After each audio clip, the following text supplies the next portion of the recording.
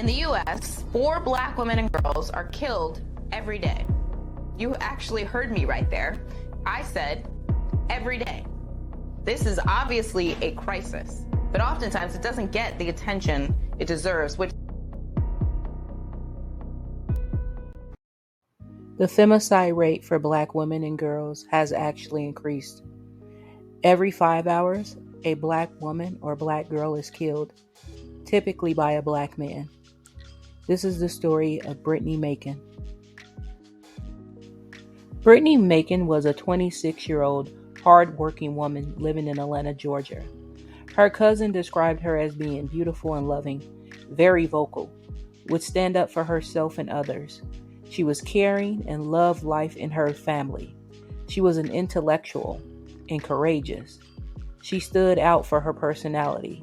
She was dependable with a big heart and full of life. Brittany was in a relationship with her girlfriend, and she had just started working at Subway 3 weeks prior to the incident.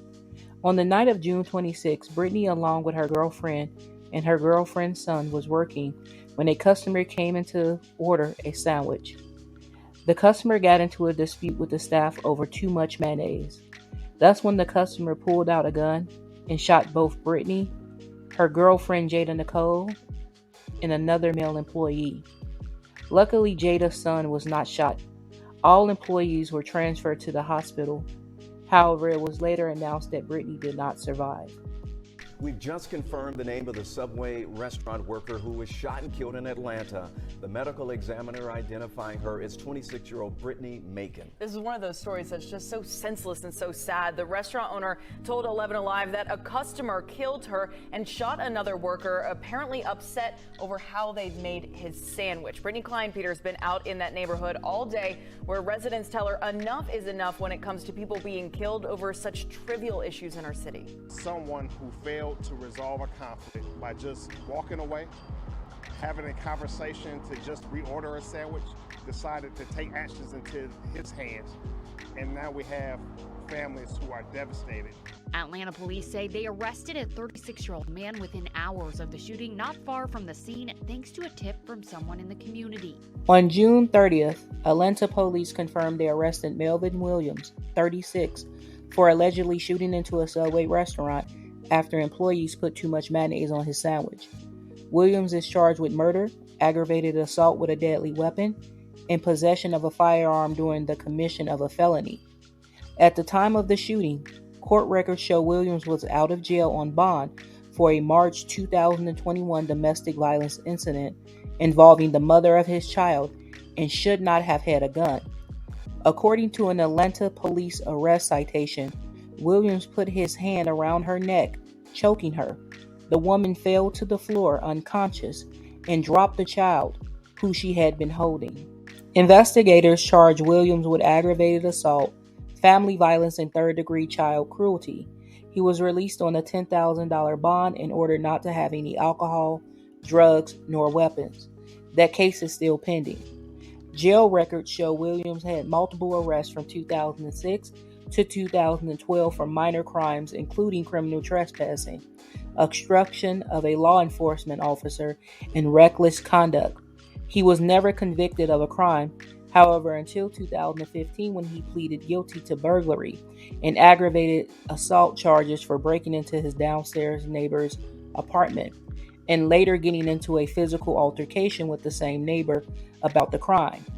In a plea agreement, Williams received first offender status, and a judge sentenced him to time served plus 4 years of probation, which he completed in 2019.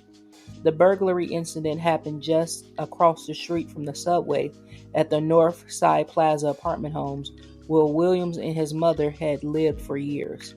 This was a senseless and tragic story.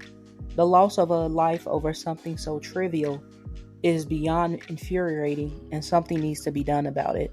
The family of Brittany released a statement that in part said, "Mental health in the Black community needs to be addressed." It could have been anyone. So young and full of life. If Williams had been locked up for the 2021 domestic violence incident, he would not have been free to commit this violent act. I hope we, the Black community, re-examine our stance on defund the police and giving criminals opportunities such as first offender status.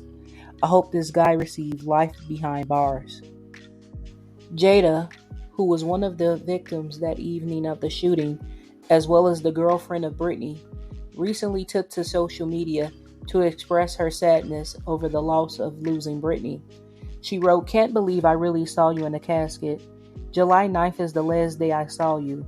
Here it is, August 9th, and then somehow God just getting me through. I won't ever see you again. I won't even have a piece of you. My life will never be the same. Every day I think about you, still sit and cry for you, still praying that God protect you, still waiting on just you. My heart won't ever heal from this. My angel. This pic gets me by.